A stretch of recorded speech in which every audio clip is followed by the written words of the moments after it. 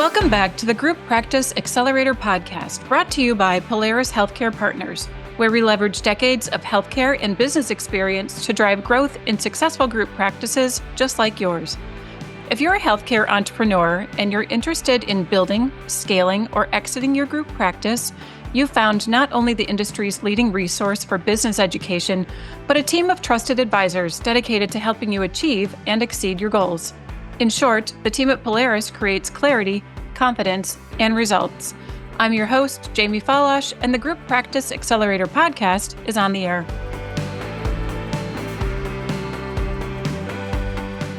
Hey everyone, thanks for joining me today. So I'm going to kick off this episode by making everybody uncomfortable right out of the gate. So stay with me.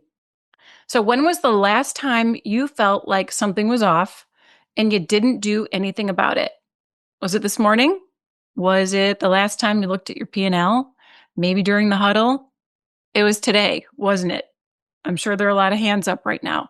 Well, we're not jotting down your names, but you're also not listening to this podcast by accident, are you? So I think it's fair to say that oftentimes when we feel like things aren't right, we just keep plugging along, leaning on our old friend Hope, hoping that things will turn around next month, hoping that employee who's been with us from the start improves their attitude. Or maybe we're hoping that our associates start treatment planning better and improve their case acceptance. Well, I'm going to ask you another question that might make you uncomfortable. Did you start your business hoping, and I'm air quoting here, you can't see me, hoping that it would all go well? No, of course you didn't. You trusted your instincts. You came up with a business plan or worked with someone to create a strategy. And unless I'm way off base, you had a pretty good vision of what that success was going to look like for you. But like a lot of people, somewhere along the line, things started to feel not quite right and certainly not like you thought they would. But maybe you've been on autopilot. Maybe purchasing is a free for all. Maybe new patients are dropping. Maybe case acceptance just isn't all that stellar. So we understand things go off the rails sometimes, and often it's insidious. We don't even realize the damage is being done to our business until there's a reality check. Well, today, I'd really like you to think about it. Take the time to think about whether your business is as profitable as you hoped it would be. And most importantly, I want you to be honest with yourself about why. And here to help us take off those blinders we often wear and shine a little light on some common issues that come to the surface when we get real with ourselves and do that gut check is our own strategic consulting and fractional COO executive, Adin Bradley. And as you know, Aiden's going to tell it like he sees it, and he has seen it. So, Adin, welcome back to the show. Thanks, Jamie. Good to see you again. Always. So, I'm going to start by saying this. Strategic consulting, the way I've seen you deliver it, is where comfort goes to die. Is that fair to say? You deliver a reality check for people that have finally come to the realization that waiting doesn't serve them. Does that sound accurate? It does. And to frame it a different way, we call it the time where we're crushing hopes and dreams. So positive. But I think we arrive at that place because we ignore so many things that are right in front of our face. And maybe that's the reason we ignore them for the initial period anyways, because they kind of creep in over time. So you start your business, you're making bold moves, you kind of jump into it when you're, a younger dentist. Like, why are you leaving money on the table by just accepting your current state of affairs? You trusted your gut at the beginning when you opened your doors. So what's changed? I'd like to unwind that with you. So let's look at doing that. And where do you see some of these things creeping in, or do you want to start at a different place there? I often talk to a lot of partners, a lot of fans of the podcast, many that have attended different events that Polaris has spoken at or even hosted. And what's interesting is, as we stay in touch, because, we generally have built a bond and I'm, curious as to how they're doing. It's amazing that we continue to push off the inflection point of when they feel like they're ready to pull the trigger on needing help. And what is very common, but still a little bit surprising, is that through the months and with some even the years, not only have things not gotten better, they've actually gotten incrementally worse. And I'll hear, I need one more quarter or one more month, or Mm. I'm just about to make a change, or I just hired this new person. I just did something. And it's just essentially a continuation of what they've been doing all along. And there's not really any movement going there. So, as we chat this morning, Jamie, we'll get to what triggers that point of action, right? And then we'll also talk about if and when there's a day to monetize or partner or potentially acquire new practices, what are the things to look at? How are you currently structured and how you can position yourself and the value of your organization to others. So I think that's a good jumping off part is it continual procrastination, continual false hope, like you mentioned, or is it just a genuine inability to make a decisive action and the investment that goes with that? Well, and what I hear there is, I don't want to be the bad guy. Delivering news or making changes can make you the unpopular person during certain times, but no, this is your business, it's your livelihood. And I'm going to equate this to something that dentists will understand very clearly. You see decay starting between two teeth. Let's put a watch on it. This blows my mind as a hygienist, and dentists will say this too. What are we going to watch it do? You're going to watch it get worse, is what's going to happen. So, why do we do that with our business? We don't do it with our teeth. We don't place watches. We treat because there are preventive measures we can put in place rather than just let's see what happens. That's called hope, not a strategy, as we know. Yeah, well, you're 100% right, and I think it's a great analogy. And we have also been successful in different verticals because the concepts are generally the same. They are heavily provider driven, with a fixed cost structure. And when we say we crush hopes and dreams, we obviously are, saying that tongue in cheek because there's a lot of good that is going on, right? Anyone that's grown one practice to 3, 4, 5 practices or more is they've done some things well. Okay.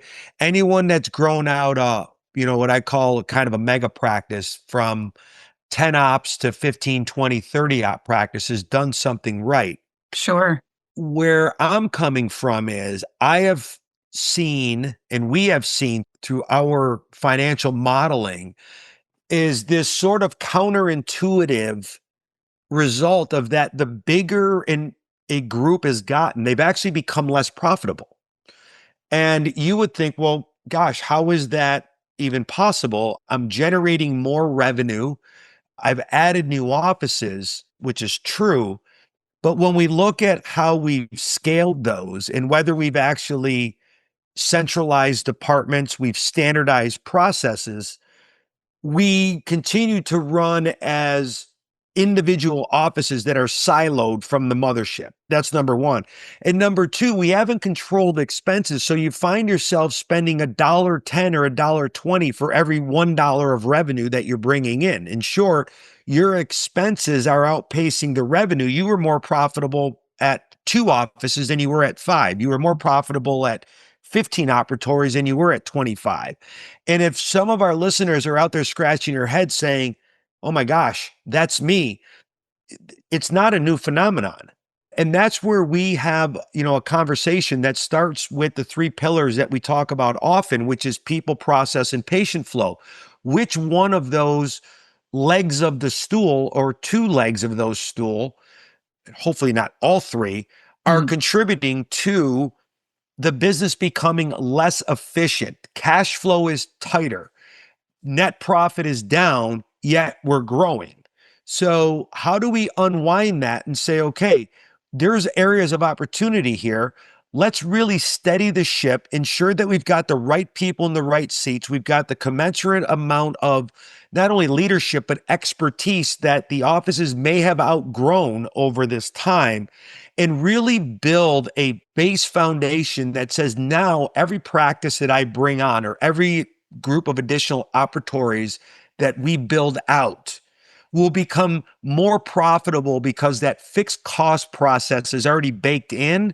And really, this is going to provide, like on this incremental portion, exponential EBITDA, profitability. right? Mhm. That's where we really want to get folks to. And a lot of it has to do with really understanding from the owner or the principal's lens, what are you trying to solve for? What is your 5-year vision, your 3-year vision, your 10-year vision? Tell us what you're trying to solve for so we can walk backwards from there and put together a really good strategy. And I'll come back to this in a little bit. But when that strategy is set, there'll be a little bit of tweaks, but you don't want to pivot too much away from there. We're not managing to the day, we're Mhm. managing to the end goal. That makes sense. And my mind goes directly to what are some of those little things when, okay, so let's frame this a little bit differently. You see your profitability like slowly ticking down. It's nothing that's really alarming right off the bat. But when you start to look at this over the course of 2, 3, 4, 6 months, it's a meaningful difference. And for me, it's going to be a meaningful difference immediately. And I'm going to want to fix it just because if your eyes are on it, you're going to want to fix it. But let's say it's something that you just kind of let go. You want to put your head in the sand a little bit about some issues that are going on in the office.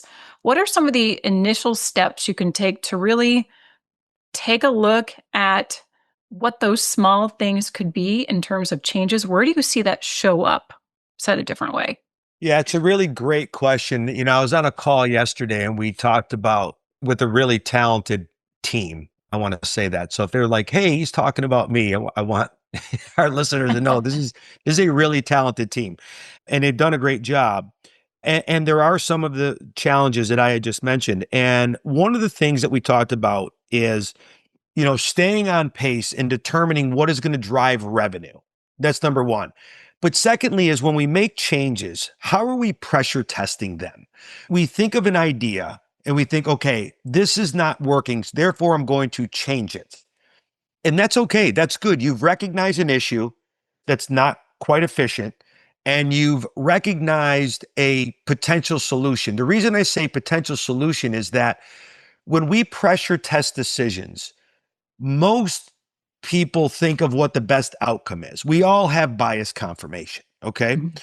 And this is going to work because where we try to lead them is if you make this change, what's the worst thing that could happen? Does it impact another department? Does it impact another process that we have? Does it add work to someone who's already overburdened? Pick the scenario. And then what we look for, what's the criteria for success? And then what are your obstacles? Are your obstacles fragmented departments? You don't really have centralized services. You don't have the right people in place. Or you might have people that really are not on board with the vision. Mm. Those are obstacles for a potential really good idea from working. So what we try to say is it the idea that's the issue, or is it all of the inputs into driving that idea, that process that become the problem? So what we try to do is war game these things ahead of time and look for every area of success and potential obstacles so that when we finally do come to a decision, everybody's on board, everybody understands it, and we feel relatively confident that the decision that we've made has been completely pressure tested for success. When we talk a lot on this podcast about getting it right from location one, if you're not doing that, if you are not checking yourself and really stepping back, does this look right? Does this feel right to me? Have we pressure tested it? If you're not doing that from location one, it's only going to amplify your problems Mhm. as you grow. And imagine what a small amount, let's take supply spend, for example. Let's say your supply spend is out of control. It's the Wild West of ordering. At location one, you might not feel it as badly, but you're sure going to feel it at location 3, 5, 7, 10, and exponential from there. So, speaking of that gut check that we talked about early on in the podcast here, what do you see as the trigger point for people to change? Like when do they go, "Oh my gosh, why am I waiting? Why am I saying, "Oh, I'll check in with you next month," or, "We'll take a look at this later." What seems to tip them over the edge and say, "I need your help and I should have asked for it months ago?" Excellent question. And I'll say there's probably three scenarios that often trigger this. One, which is the most common, is they have finally gone upside down on cash flow. They are now injecting their own dollars into the business to keep it going. It's not supporting itself. And that can be for a number of reasons.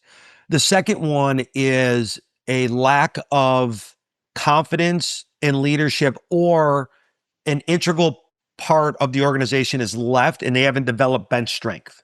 That's number two. Okay. And number three is a combination of either excessive associate turnover, or each office is not contributing a commensurate amount of production to the group with the same fixed cost structure. Therefore, they're dragging down the entire group. Got So it. what I mean by that is that, you talked about the one office or even two offices. Generally, those are heavily driven by a highly productive owner doc. Hmm. So we say often sales covers sins. They do a wide array of expansive dentistry. They do more comprehensive dentistry. Therefore, if my expenses are outside of the guardrails that we feel that you should be in, that is masked by additional production. Cash flow is here. My net income is in the black. I'm happy. But now, location 3 and 4, the owner doc is not there. Now we have an associate. If that associate is not as clinically experienced, not as clinically comfortable treatment planning, not as clinically comfortable getting the patients to a clinical yes, and more focused on the financial part of it, your expenses and overhead are the same, but Hmm. your ability to add to top line revenue is actually eroded. So if you keep taking that on a linear basis, if you're having problems at offices 3, 4, and 5 because of what I just described, they will only get worse at 6, 7, and 8. And there's Absolutely. only so much work that the principals can do clinically to cover up for a lack of reduced new patient flow, average revenue per patient, your payer mix, your staffing and turnover, centralized services, you name it. So if this sounds familiar out there, I urge anyone to give me a call and let's chat about it. I'd love to have a Zoom kind of walk through what you're looking to achieve. And I'm sure we'll come out of that, that conversation with some areas for them to think about, particularly if some of these are striking a chord in how their business is running. Well, sure. And when you and I were talking about some issues just prior to the recording here today, we talked about these locations that, maybe they've got 3, 5, 10 locations, but their processes just aren't streamlined yet. And they keep waiting and waiting and waiting. I'll do it next month. And when they don't have those real KPIs in place, like monitoring supply spend, what's call intake look like? What does call conversion look like? What's treatment acceptance? And maybe to that end, are they downgrading treatment plans? Do you see a lot of that as well? I do, and particularly with newer associates. And I want to be really careful to not generalize, but one of the challenges that I have seen with a lot of new associates is a real discomfort in treatment planning and a lot of pushback on allowing the patient to kind of dictate the terms of the treatment plan because they say they can't afford it or it's too much money. And what I try to advise on is we never overtreat, but there's a liability component that we have and an ethical component to tell people the cold hard truth. We've talked about this from a, consulting side where we give the cold hard truth to the owners. Yes. If you expand that rationale through the whole business, our treatment coordinators and our associates need to understand that it is not our job to determine or formulate an opinion on what someone can afford.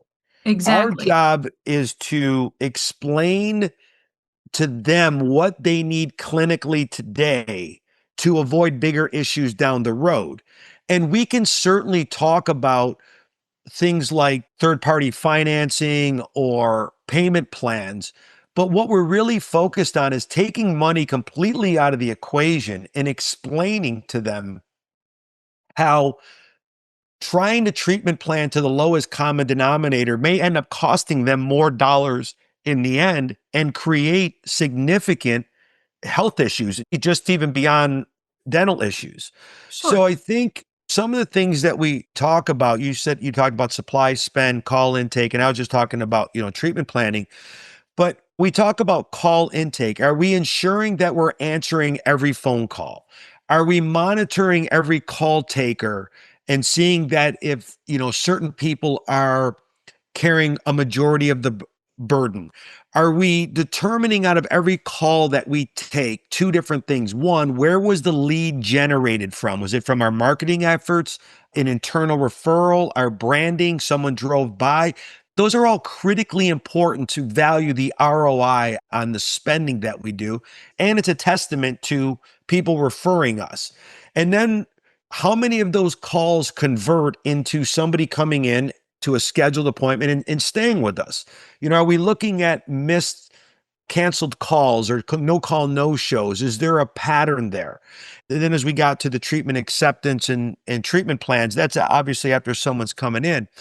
But, there's other things too that are not directly attributed to something you can see where there's a metric on it. But one of the things that I have found lately that we have found some success in is coming in and finding what I call culture killers within an organization. We have very long-standing employees that are not buying into the change. They're not buying into the vision that the owner has. They liked it when the organization was small.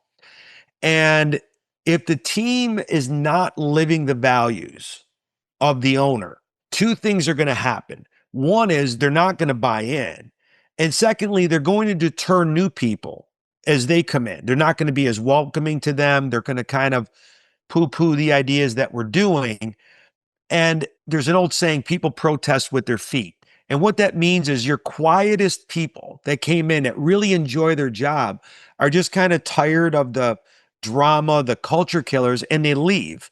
And it's this constant turnstile of needing new assistants, new hygienists, new front desk, new treatment coordinators.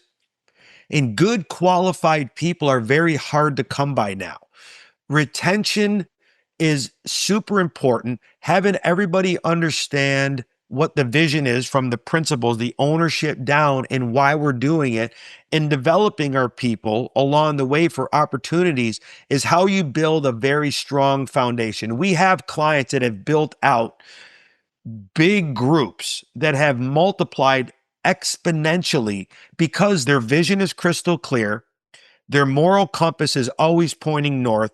Everybody knows where the ownership stands. And there's a certain level of behavioral type expectations that are absolutely no-go zones in certain areas. And what they continue to do is develop leadership for more offices and opportunities. And it's great to see. And people are like, I can get on board with this.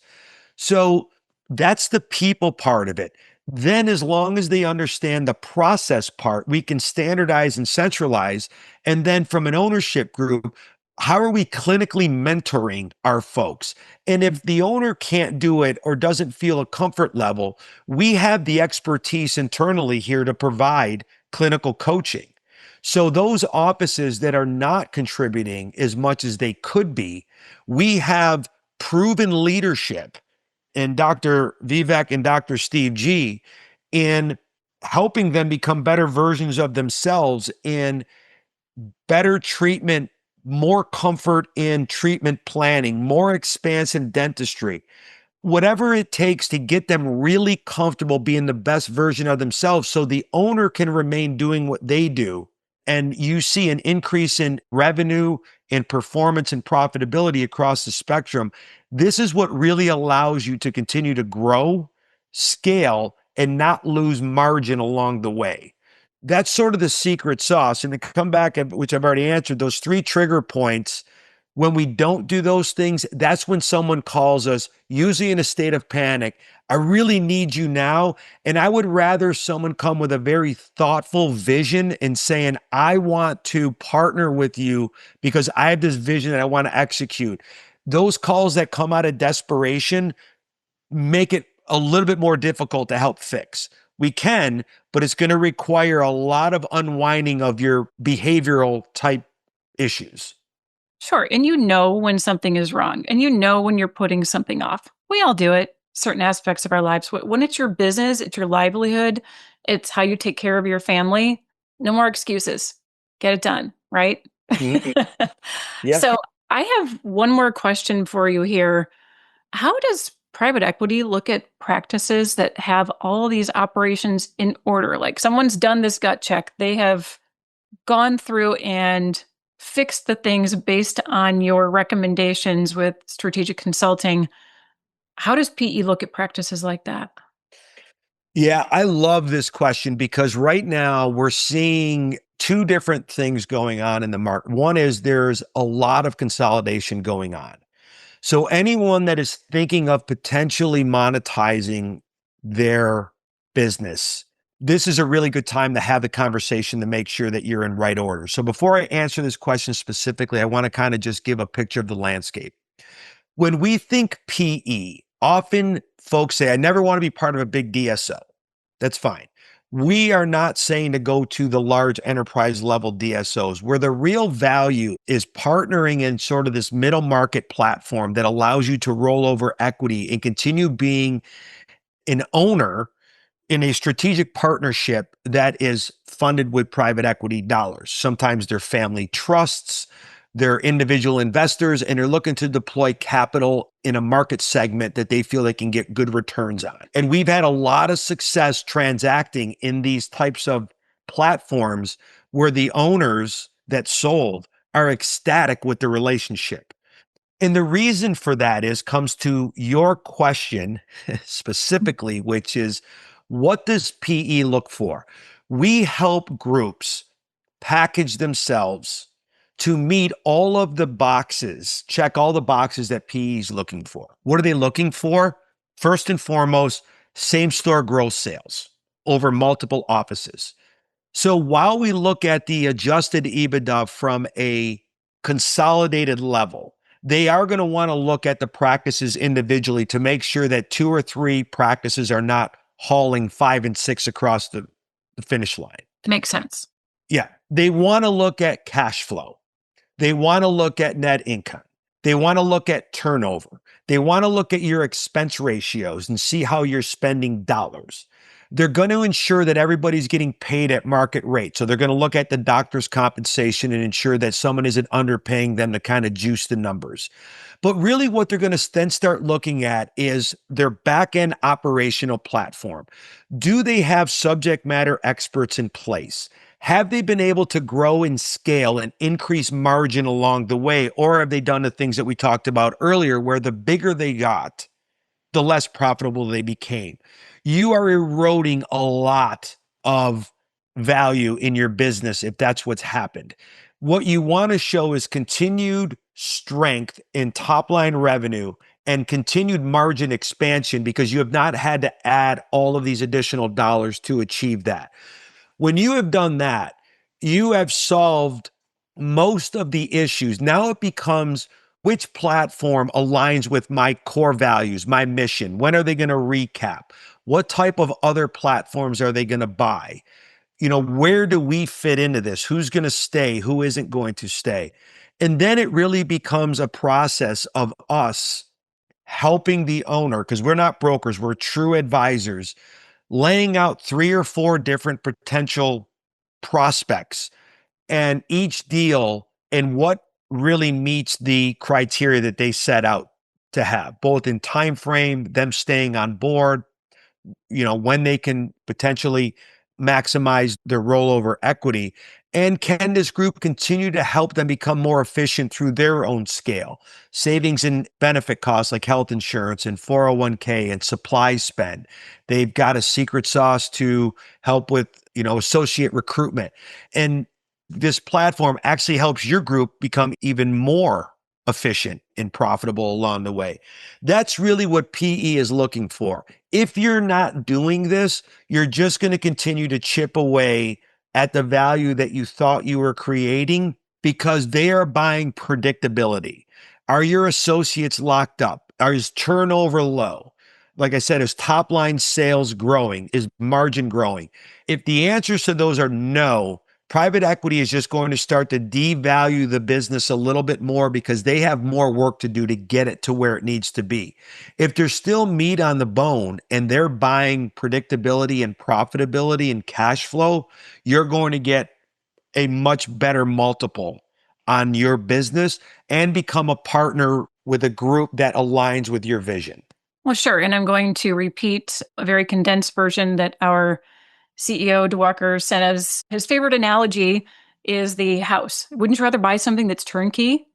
I'm really condensing what he has to say, but when there's a ton of work that has to be done to your home and you want to go to market with it, you're not going to get top dollar. So doesn't it make sense to invest in what you already have built and sell it for higher dollar? Like I said, very condensed version. He does it way more succinctly than I do. Yeah. But we appreciate that. And thank you for making the distinction, because even if you have a picture of, oh gosh, I don't want to, sell to private equity. I don't want to, that's not the kind of transaction I'm interested in. You really should be looking at all your options. They are not all the same, as we know. We have had some really successful transactions where we actually went in and helped consult for several months beforehand because we felt that there was some value they were leaving on the table in the moment. And that with 4, 5, 6 months of some outside expertise we could sort of change the landscape. And with that brought, a premium to the value from when we first looked at it until we finally went to market and transacted, because we continually flip the trailing 12 months. We look at all of your key performance indicators, your top line revenue, your margin. And as we continue to grow through a collaborative effort, we can build in some predictability for the owner and maybe achieve a little bit more premium based on the changes that we made that we can articulate. So there's some that are ready to go right away, but there's also some that say, hey, if we just wait a little bit longer, we can probably get you more value than you would have today. And going back on the analogy you used with DeWalker, they always say when you look at a house, like you look at the outside if you're looking to buy a house, but it's the inside that really qualifies what you see on the outside. And if you don't like what you see on the outside, you're just going to keep driving by. Exactly. So we want to make sure that the outside looks amazing. And then when they come in, it just fortifies how well it's maintained. Exactly. Well, Adin, it's always great to have you on the show. It's Real Talk with Adin Bradley. I always enjoy our conversations. So thank you for helping us go there and get a little uncomfortable today. Sometimes you need a gut check. I love it. And thank you very much. And, to any listeners, as we always say, first of all, we can be looked at either on LinkedIn or PolarisHealthcarePartners.com. And I am at Adin, ADIN, at PolarisHealthcarePartners.com. And happy for you to shoot me an email or any of us here, really an email, and set up a Zoom call. Just kind of walk through what's on your mind. No expectation. There's no charge for that. Just want to get an idea where you're at and if we think we can help you, and really enjoy those conversations. And that's really where the partnership begins, is understanding one another. So Jamie, thanks for another great coffee time for us to help espouse hopefully some inflection points on our listeners. And if there's something there that caught someone's attention, I'm more than happy to expand on those. Yeah, well, and we covered quite a bit here today, but we know there's a lot more to uncover.